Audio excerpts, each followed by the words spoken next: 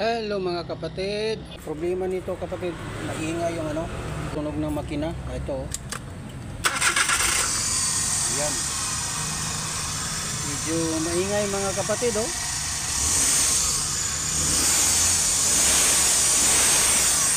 Yan. So ngayon magpapalit tayo ng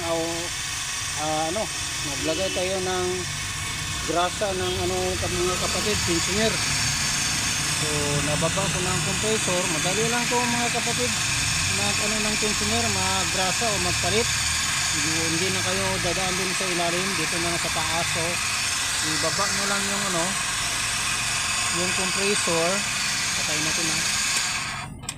O ibaba nyo lang yung compressor. Ito yung bracket ng compressor para maghigpit yung belt nya. So natanggal ko na yung belt nya.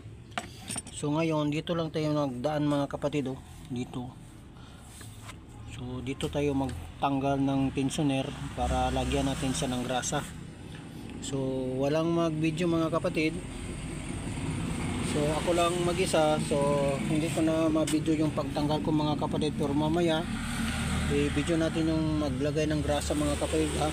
So ito yung sasakyan ng mga kapatid oh. Yan. Itong steering wheel nito mga kapatid sa Toyota to. Kasi pinalitan namin, gi-convert namin sa manibela ng Toyota kasi yung pagkuha namin nito hindi siya power steering. Kaya gi-convert ko, gigamitan ko yung sa Toyota na manibela kasi na yun steering wheel assembly niya, kasama na yung module niya at saka yung motor niya. Oo. So nandun na yung angle niya, yung angle sensor niya kasama na doon. So yan mga kapatid. So mamaya pag makuha ko na to ngayon, dito lang tayo magdaan mga kapatid, huwag na doon sa ilalim. So hindi ko ma-video, pero dito lang tayo lang dito. Madala lang ng dokot dito mga kapatid yung niya, tension niya. So mainit lang. So mamaya kapatid abangan nyo lang ako. Itong alin number 10mm to. So dito yan. So maghigpit doon sa ilalim. So ganun yung position niya. So maghigpit ka, ganun na lang. Yan.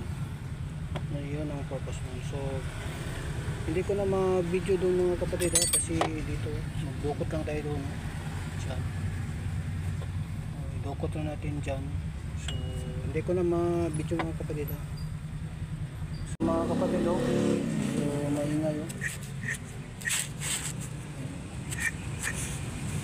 so maingay siya. So tanggalin natin ito mga kapatid, yung ito. Yan, tanggal na.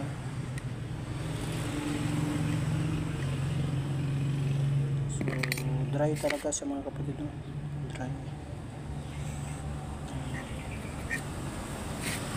So ayan mga kapatid nalagyan ko na ng grasa. Ito yan, nalagyan ko na. So ibabalik na natin yung cover nya. Yan, parang original lang ito. Wala na siyang ingay mga kapatid. So ikabit natin to trapo. Kapatid, so dukot lang to. So ito mga kapatid, itong dawin na ito, importante yan kasi paglagay doon, ito yung magkabit doon. Tapos dito muna sa itaas maglagay ng bolt. Huwag muna dito kasi dito tayo maghigpit dito. Itong alin na ito, pag magkabit doon, dito tayo maghigpit. Ayan mga kapatid, ayan, nakabit na. Andun yan. Wala nang ingay, tahimik na.